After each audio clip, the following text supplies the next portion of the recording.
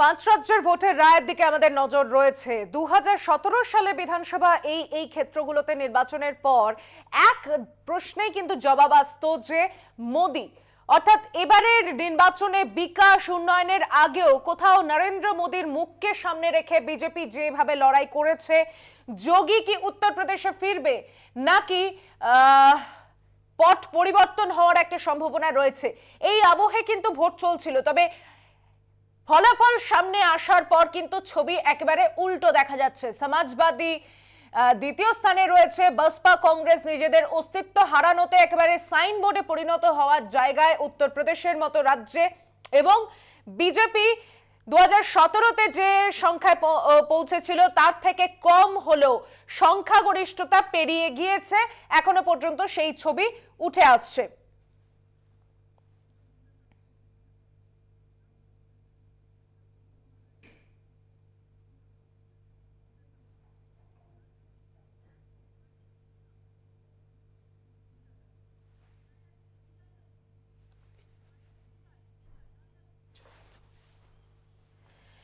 नोएडा থেকে আমাদের প্রতিনিধি বিজয় আমাদের সঙ্গে রয়েছে। विजय, क्या स्थिति क्या है अभी तक जो पूर्वांचल और देखा जा रहा है, काफी हद तक वहां पे नतीजे सामने आ रहे हैं, नोएडा में क्या स्थिति है?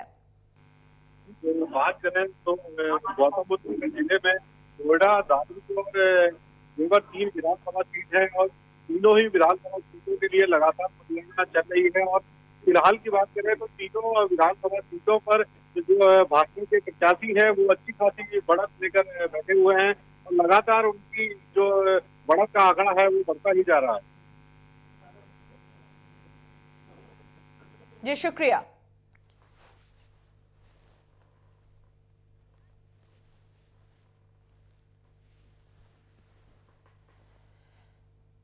उत्तर प्रदेश নিরঙ্কুশ সংখ্যাগরিষ্ঠতার পথে বিজেপি 264টি আসন এখনো পর্যন্ত তাদের দেখা যাচ্ছে। তবে সংখ্যা বাড়ছে কমছে, শুরুতে প্রায় 277-এর কাছে চলে গিয়েছিল, তবে প্রতি রাউন্ডে গণনার পর কিন্তু অনেকটা পরিষ্কার হচ্ছে চিত্রটা।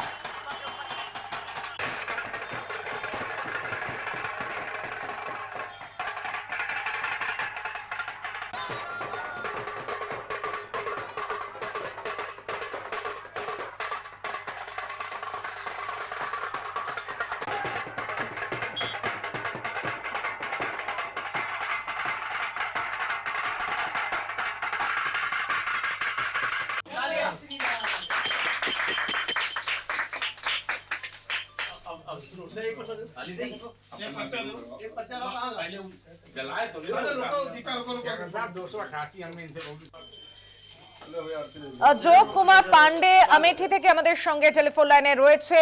अमेठी कांग्रेस का गढ़ माना जाता हुआ अमेठी, वहां पे 19 और पहले उसके 17 में भी जो हाल नतीजे सामने आ चुके थे, अभी तक आसपास भी आए हैं या फिर क्या भाजपा की तरफ से क्या दिख रहा है वहां पे? जी बिल्कुल, बता दें कि कांग्रेस का गढ़ अमेठी कभी कहा जाता था, लेकिन इस वक्त जिस तरह से लहर दिख रही है उसमें कहीं न कहीं भाजपा में होता जा रहा है। और अमेठी में 3 सीटों पर जो है भाजपा बढ़त बनाए हुए है, 2 सीटों पर और 2 पर सपा जो है बढ़त बनाए हुए है। आपको बता दें कि अमेठी के जो है 10वें राउंड में महाराजी देवी करीब 3500 वोटों से आगे चल रही है अमेठी विधानसभा से। वही राकेश प्रताप सिंह जो है करीब 4000 वोटों से आगे चल रहे हैं। कांग्रेस का इतना खराब हाल होता जा रहा है, पूरे प्रदेश की बात की जाए तो अमेठी, रायबरेली, क्या किन कारणों से ये हाथ से जा रही है, हाथ से ऊपर से? जी बिल्कुल, बता दें कि अमेठी में जब चुनाव आया तो उसके बाद प्रियंका गांधी, राहुल गांधी सक्रिय हो जाते हैं। चुनाव खत्म होते ही यहाँ पर जो कांग्रेस से रिश्ता होता है वो काफी दूरी बनता नजर आता है, जिसका परिणाम है आज यहाँ पर देखने को मिल रहा है। क्योंकि जो है गांधी परिवार हो या फिर कांग्रेस के जो स्थानीय नेता है वो उनका जनता के बीचों में जाना एक कहीं न कहीं से एक संदेश देता है कि जनता का जो लगाव उनकी तरफ से था वो काफी हटता जा रहा है, जिसका परिणाम आज ये चुनाव में भी देखने को मिल रहा है कि कांग्रेस का जो सफाया है वो होता दिख रहा है। जी শুক্রিয়া। কথা বললাম আমাদের প্রতিনিধির সঙ্গে আমেঠিতে, সেখানে যা ছবি তা তিনি তুলে ধরলেন।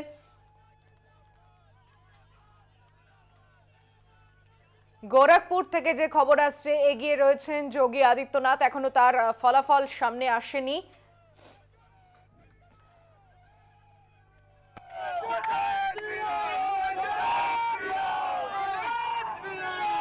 লাড্ডু বিতরণ করে জয় শ্রীরাম ধ্বনি দিয়ে উচ্ছ্বাস কিন্তু বেড়েই চলেছে বিজেপি কার্যকর্তাদের মধ্যে।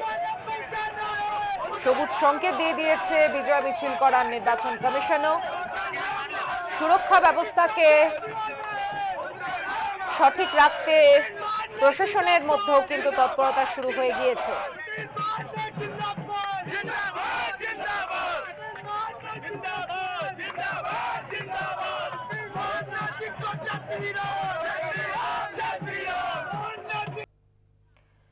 गोरखपुर থেকে আমাদের প্রতিনিধি सुदीप सिंह আমাদের সঙ্গে রয়েছে। सुदीप, जानना चाहेंगे अभी तक बाबा का अर्थात योगी जी का अभी तक नतीजा सामने नहीं आया, आगे की आसन में ही है लग रहा है, पर क्या रहा है पूरे गोरखपुर में जो विधानसभा पढ़ रही है उनकी हालत क्या है अभी? আমরা যোগাযোগ করার চেষ্টা করছি।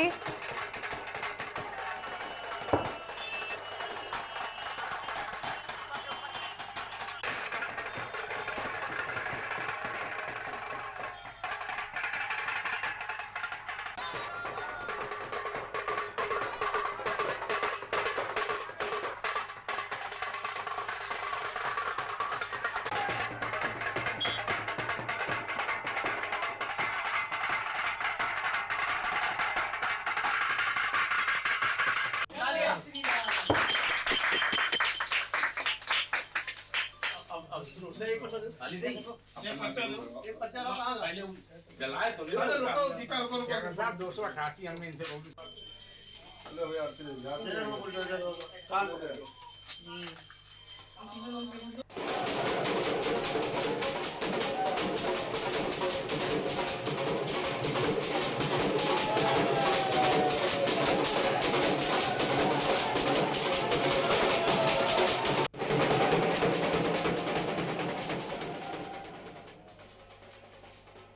গণনা শুরু হওয়ার পর থেকে দীর্ঘ একটা সময় অতিক্রান্ত হয়ে গিয়েছে এবং ছবি কিছুটা পরিষ্কার হয়ে গিয়েছে। যেমন উত্তরপ্রদেশের ক্ষেত্রে, উত্তরাখণ্ডের ক্ষেত্রে, মণিপুরের ক্ষেত্রে ঠিক তেমন ভাবেই গোয়ার দিকে নজর রয়েছে এবং কংগ্রেস বসপা নিজেদেরকে যেভাবে সাইনবোর্ডে পরিণত করছে এই জায়গাতে, সেখানে আম আদমি পার্টি একটা ভালো প্রভাব নিয়ে পাঞ্জাবে কিন্তু তাদের ক্ষমতা দেখিয়ে দিয়েছে। 5 রাজ্যের এই গোটা পরিস্থিতি নিয়ে এবার আলোচনা করব।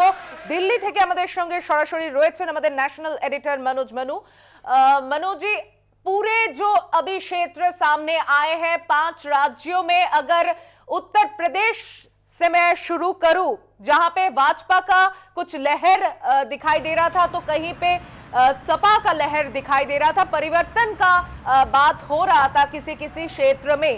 बुंदेलखंड, अवध और पूर्वांचल तीनों को अगर मिला के देखी जाए तो जो गढ़ माना जाता है भाजपा का कई जगह से सामने तो है ही, पर सपा का जो भी गढ़ माना जा रहा है उनके वहां से भी भाजपा निकल आई है।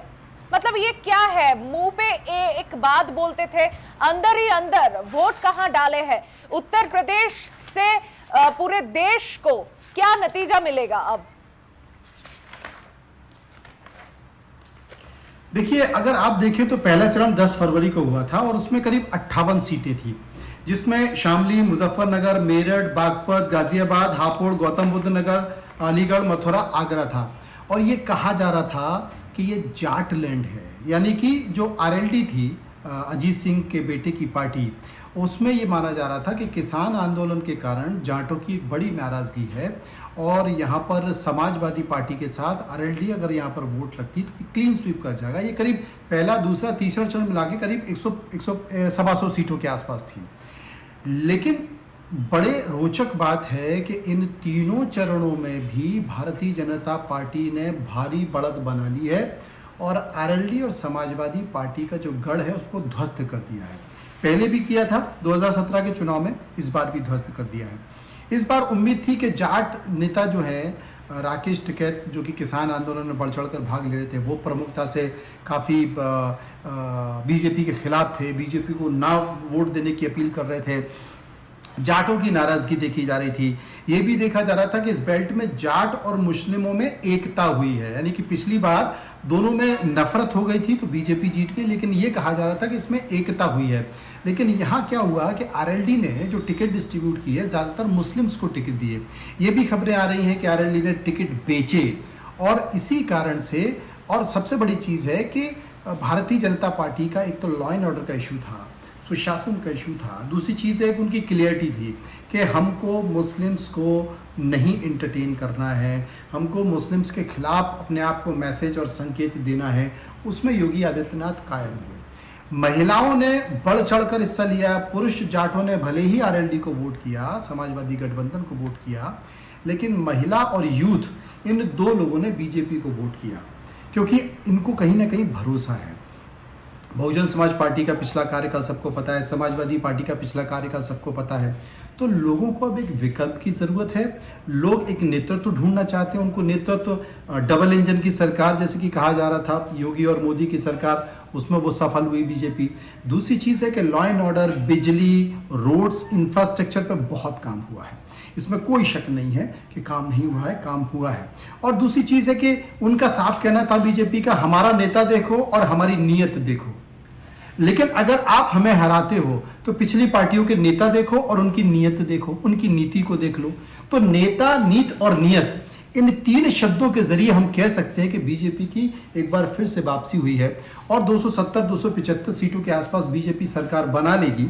वहीं आप देखें कि केशव मौर्य पीछे चल रहे थे, कई बड़े चेहरे हैं वो पीछे चल रहे हैं। हालांकि अखिलेश यादव आगे हैं, योगी आदित्यनाथ और ज़्यादा आगे निकल गए हैं, जिनके बारे में नोएडा दिल्ली एनसीआर से लगी हुई, दिल्ली अरविंद केजरीवाल की सरकार जहां पर उससे लगी हुई सीट है और यहां पर सबसे कम वोट हुई थी, यानी कि 50% के आसपास वोट हुआ था। ये कहा जा रहा था कि कम वोट हो रहा है तो इसका मतलब ये है कि बीजेपी की सीट हारी, लेकिन एक रिकॉर्ड मतों से यहां पर पंकज सिंह, जो कि नोएडा से विधायक है, उनकी जीत हो रही है। आप देखिए, ये बड़ा रोचक विषय है। तो बहुत सारी चीजें हैं, लेकिन पब्लिक ने एक संकेत तो दे दिया है कि अब हम किसी चेहरे पर वोट डालेंगे, ये भी नहीं है। हम आपकी बातों और घोषणा पत्र पर वोट डालेंगे, ये भी नहीं है, क्योंकि उन्होंने कांग्रेस को साफ कर दिया। कांग्रेस का घोषणा पत्र बहुत अच्छा था, अखिलेश का घोषणा पत्र बहुत अच्छा था, वो भी साफ कर दिया। उनका ये कहना है कि हम नेता भी देखेंगे, हम आपकी नीयत भी देखेंगे और आपकी सरकारों की नीति कैसी है, यानी कि सरकार कैसे चलती है, उसको भी देखेंगे। तो नेता, नियत और नीयत के आधार पर वोट हुआ है और यहां पर भारतीय जनता पार्टी की वापसी फिर से हो गई। आपने जो नियत की बात की, उनका प्रदर्शन के टाइम पे जो बात हुआ था कि ईमानदार सरकार, जो सरकार नागरिक के लिए काम करे, और कई तौर पे नागरिक के तौर से भी ये कहा जा रहा था कि सरकार ईमानदार हो और जो गरीबों के लिए भी काम करे। आपने 80-20 की जो बात कही है कि 20% को उन्होंने एंटरटेनमेंट दिया ही नहीं, उनकी बात कहीं उठाया भी नहीं। जो गढ़ माना जाता था सपा का, या फिर किसान आंदोलन की अगर बात ले ले पश्चिमांचल में, लखीमपुर खीरी से ऐसा नतीजा अगर सामने आए तो ईमानदार क्या जनता नहीं निकले, ईमानदार क्या वो किसान नहीं निकले जो भाजपा को एक जवाब दिया था? पूरे 1.5 साल वो लोग बैठे थे बॉर्डर पे। तो पंजाब अगर दे सकता है तो उत्तर प्रदेश के जो जट और पश्चिमांचल के जो किसान, क्या वो ईमानदार नहीं निकले?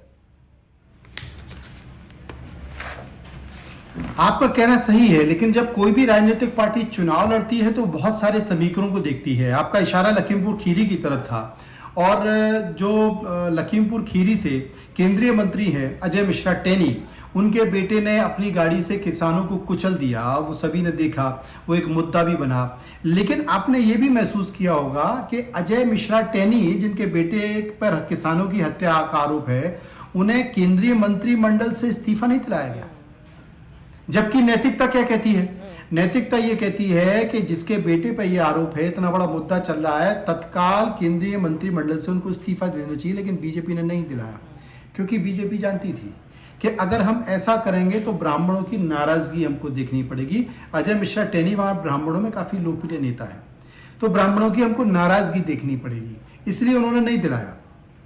तो जातिगत समीकरण का ख्याल, बीजेपी जमीन पर उतर के जब काम करती है तो कहीं भी संसाधनों की, बीजेपी सबसे महंगा चुनाव लड़ती है, सबसे संसाधन युक्त अगर कहीं कोई राजनीतिक पार्टी चुनाव लड़ती है तो वो बीजेपी लड़ती है। भारतीय राजनीति में अभी इस समय संसाधन युक्त होती है, वो जातिगत समीकरण देखती है, वो अपने देश भर के नेताओं को चिन्हित करती है कि कौन ब्राह्मण है, कौन क्षत्रिय है, कौन एससी है, कौन एसटी है, और वो पॉकेट तय करती है कि कहां पर कितने ब्राह्मण हैं, तो वो देश भर के ब्राह्मण अपने नेताओं की ड्यूटी उसी ब्राह्मण बेल्ट में लगाती है। उनको बाकायदा लिस्ट दी जाती है कि किस ब्राह्मण इस परिवार का कितना प्रभाव है, आपको कैसे संपर्क करना है, क्या करना है। दूसरी चीज, यही स्थिति वो ओबीसी में करती है, यही स्थिति वो एसटी में करती है, यही स्थिति एससी में करती है। दूसरी चीज, सबसे बड़ा सवाल है कि उत्तर प्रदेश में जो हिंदू बनाम मुस्लिम है, क्योंकि राम मंदिर बना, पूरे देश में बीजेपी का जो सबसे पॉजिटिव और सकारात्मक माहौल नरेंद्र मोदी जानते थे, संघ जानता था, संगठन जानता था कि हम इतने सालों से राम मंदिर का मुद्दा उठा रहे हैं और हमें कई साल हो चुके। केंद्र में अटल बिहारी वाजपेयी सरकार आई, उसके बाद भी कुछ नहीं हुआ। अभी नरेंद्र मोदी की सरकार है और यहाँ योगी की सरकार है। अभी राम मंदिर नहीं तो कभी राम मंदिर नहीं, और अब अगर हम राम मंदिर नहीं बना पाए तो फिर हमें उत्तर प्रदेश की जनता वोट नहीं देगी। इसलिए एन केन प्रकार उन्होंने राम मंदिर बनवाया, राम मंदिर का शिलान्यास हुआ, वो एक श्रेय जाता है। राष्ट्रहित की बात आती है, तमाम विपक्षी पार्टियों के बारे में यह कहा जाता है अखिलेश यादव के आतंकवादी परिवार के साथ कुछ लोगों के साथ फोटो जाहिर किए गए, ये कहा गया कि देखिए ये आतंकियों का समर्थन देते हैं, ये आतंकवादी, ये बड़ा काम करता है। और आप भी जानते हैं कि जो व्हाट्सएप इंडस्ट्री है, वो व्हाट्सएप इंडस्ट्री, वो सोशल मीडिया इंडस्ट्री इस वक्त अगर सबसे ज्यादा काम कर रही है तो बीजेपी की कर रही है। बीजेपी का जो नेटवर्क है सोशल मीडिया पे, वो किसी भी पार्टी का नहीं है। बीजेपी का जमीन पर जो नेटवर्क है वो किसी भी पार्टी का नहीं है। बीजेपी सबसे संसाधन युक्त चुनाव लड़ती है। बीजेपी के पास जो मैन पावर है वो किसी का नहीं है।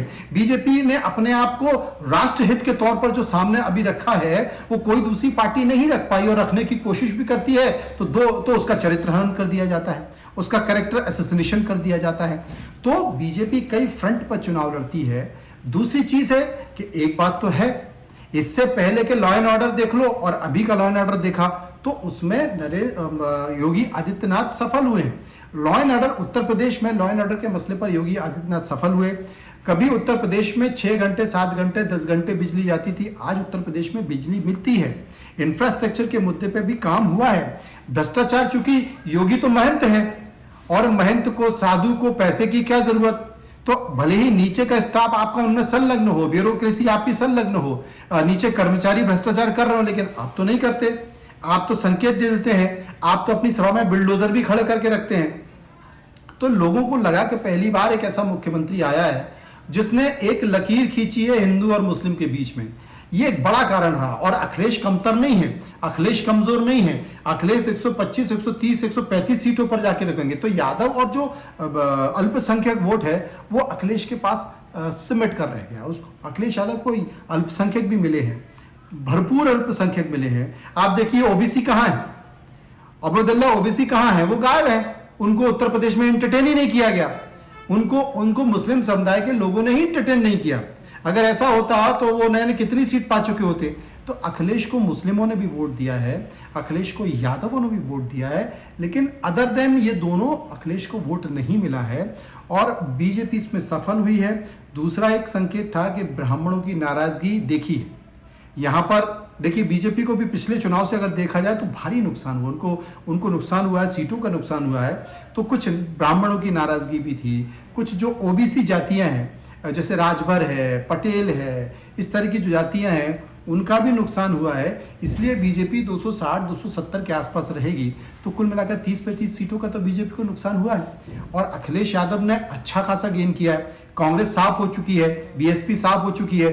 बीएसपी ने अपने हथियार डाल दिए थे और पूरे देश में, पूरे प्रदेश में एक संकेत चला गया था कि बीएसपी बीजेपी को सपोर्ट कर रही है, इसलिए लोग बीएसपी से शिफ्ट हो गए। कांग्रेस लोग जानते थे कि कांग्रेस का भविष्य ही नहीं है। कहा बीजेपी की बी टीम होके बीएसपी काम कर रही है। कुछ कुछ जगहों पे आपने जैसे अपर कास्ट की बात की, लोअर कास्ट में भी एकदम तीसरे चरण के बाद जहां जहां नेता लोग गए, जाठव नॉन जाठव कहीं पे भी हो, हरिजन मान लीजिए के निषाद मान लीजिए, उनको भी जाके वो लोग हिंदू का बारे में बता रहे हैं और आप हिंदू है ऐसा बोल के प्रचार कर रहे हैं।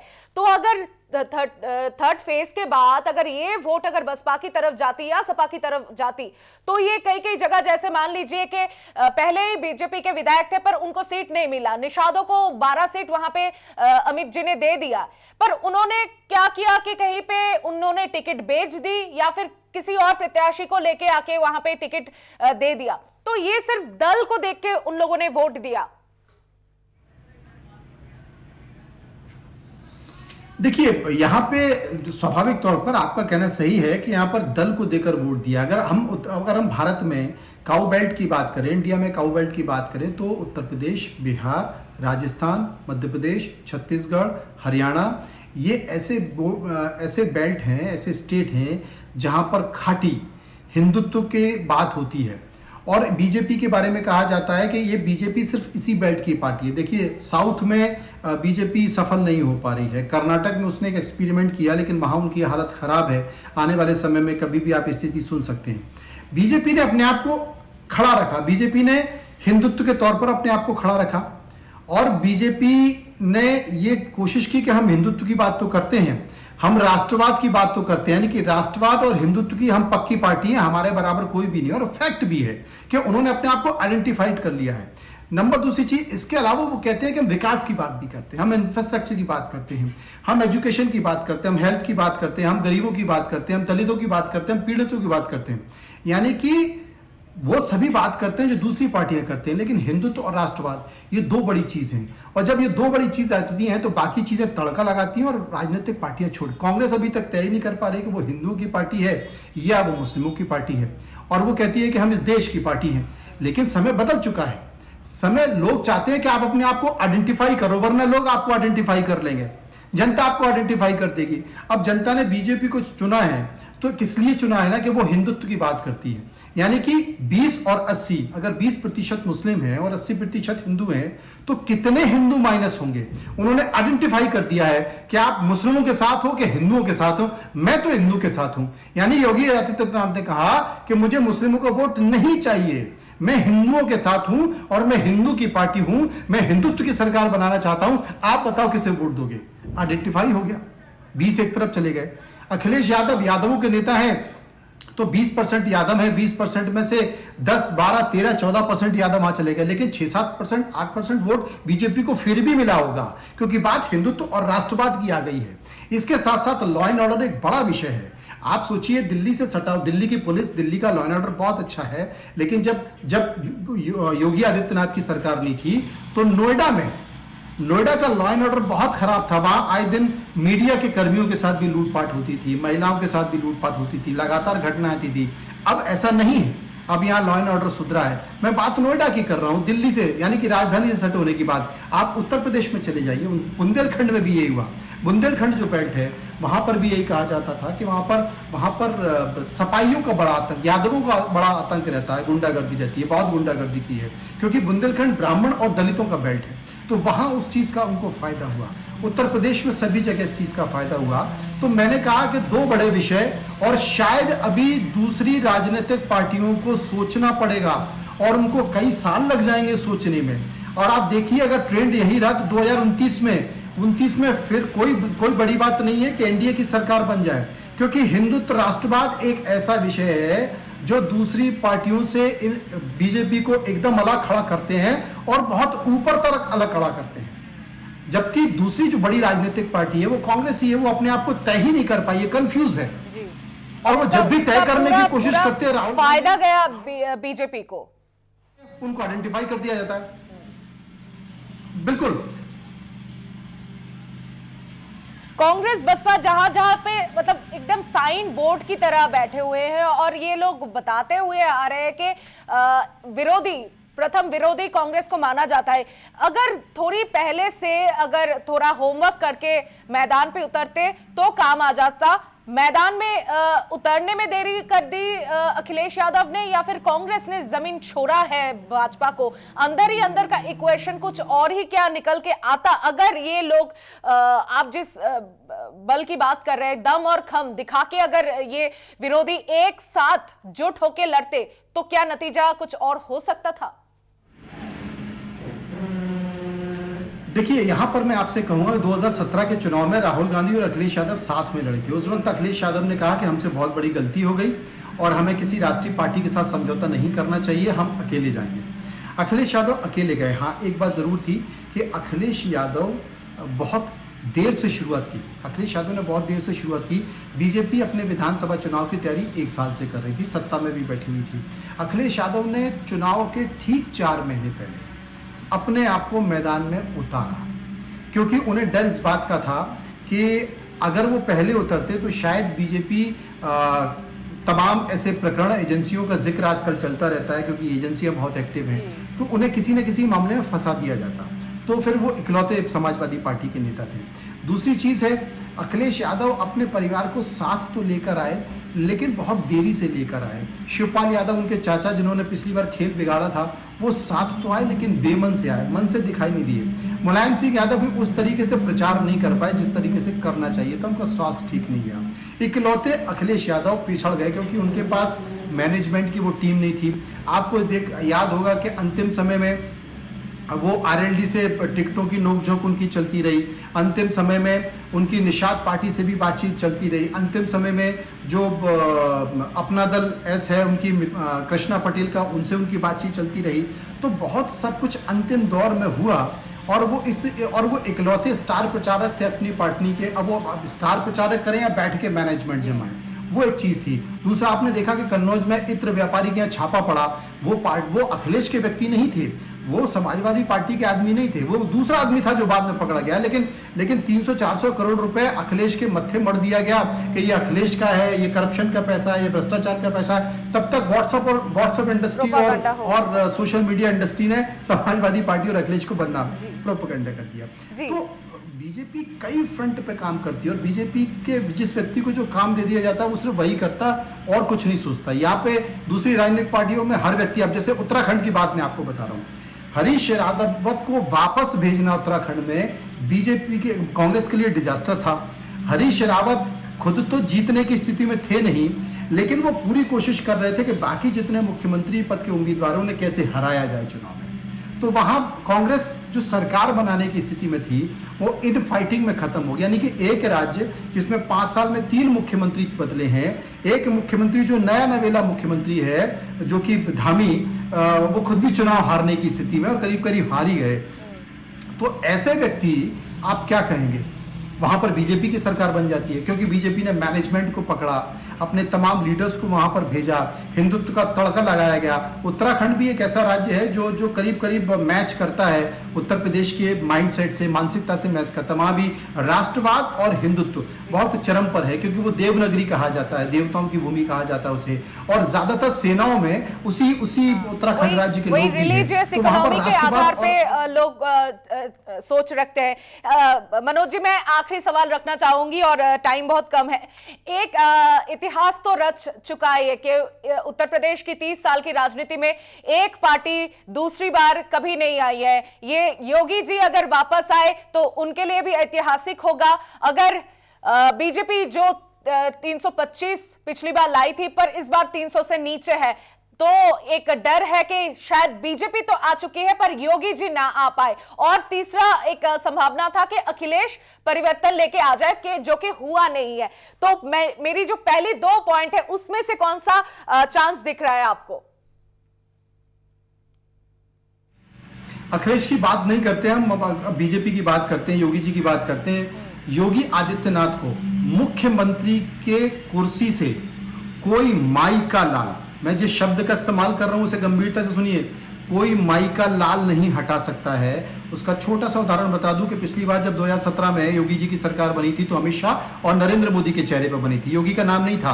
दिल्ली से नाम तय हो गया था मनोज सिन्हा का। मनोज सिन्हा गाजीपुर से गाड़ी में रवाना हो गए थे मुख्यमंत्री पद की शपथ के लिए, लेकिन योगी ने कहा कि मैं पार्टी तोड़ दूंगा, 30 विधायकों को इस्तीफा दिला के अपनी पार्टी में शामिल कर लूंगा। बीजेपी डर गई, संघ डर गया, क्योंकि उन्हें मंदिर बना था और योगी के आगे वो घुटने टेक दिए और योगी को मुख्यमंत्री बनाया, तब जब मोदी और अमित शाह ने सरकार बनाई थी। ये सरकार तो मोदी के चेहरे पर है और 270-75 सीटें कम नहीं होती हैं। हां, अब चर्चा इस बात की होनी है कि आगे बीजेपी में 2026 में जब देश के प्रधानमंत्री नरेंद्र मोदी इस्तीफा देंगे, 75 साल पूरे होने के बाद, उस वक्त देश का प्रधानमंत्री कौन होगा, उस वक्त संघ और संगठन किसके साथ खड़ा होगा, चर्चा इस बात की होगी। नंबर एक। नंबर दूसरी चीज, मंत्रिमंडल विस्तार में आपको ये झलक दिखाई दी जाएगी। मंत्रिमंडल विस्तार योगी की पसंद होगी, दिल्ली की पसंद नहीं होगी। अब उत्तर प्रदेश की सरकार योगी चलाएंगे, क्योंकि शुरुआत में जो 5 साल थे उसमें 3 साल सुनील बंसल और दिल्ली ने यह सरकार चलाई थी। अब सिर्फ योगी सरकार चलाएंगे और आने वाले समय में अब बीजेपी को अखिलेश से या राहुल से डरने की जरूरत नहीं है। दिल्ली में जो नेता बैठे हैं उन्हें योगी से डरने की जरूरत है। जी जी जी जी, बहुत बहुत शुक्रिया फिलहाल के लिए। আমাদের ন্যাশনাল এডিটর মনোজ মনু সরাসরি দিল্লি থেকে আমাদের সঙ্গে ছিলেন এবং যে চিত্র এখনো পর্যন্ত উঠে আসছে তা আপনাদের সামনে আমরা তুলে ধরছি।